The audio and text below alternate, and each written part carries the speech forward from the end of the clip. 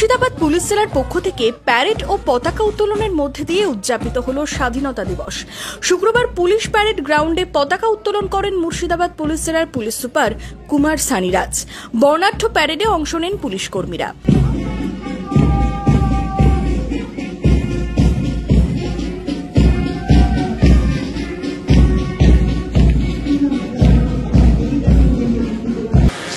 Independence day उपलक्षे आज के एखाने पुलिस लाइने मुर्शिदाबाद पुलिस पक्ष থেকে একটা প্যারেড इंडिपेंडेंस डे প্যারেড ইনঅগ্রেট করা হলো।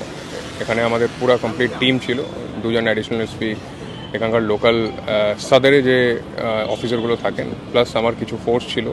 এখানে অলমোস্ট 60 জনকে আমরা যে ভালো কাজ করেছে লাস্ট 2-3 মাসে, ইনক্লুডিং যে রিসেন্টলি যে জল ঢালা প্রোগ্রাম হলো, খুব ভালোই ভিড় হলো। যেরকম এখানে বারামপুরে, ওখানে সাগরপাড়া, ওদিকে শক্তিপুর, লালবাগ, বাট আমাদের পুরো টিম খুব যথেষ্টভাবে খুব এঙ্গেজড হয়ে কাজ করেছে। এই জন্য একটাও কোনো অপ্রিয় ঘটনা ঘটেনি। তো এদের যে কন্ট্রিবিউশন আছে, starting from sub inspector, inspector to civic constable, home guard, N V F, সবাইকে আজকে অলমোস্ট 60 জনকে 60 পিপল উই ফেলিসিটেটেড দেম। ওনাকে এসপি অফিস থেকে একটা অ্যাপ্রিসিয়েশন সার্টিফিকেট দেওয়া হলো।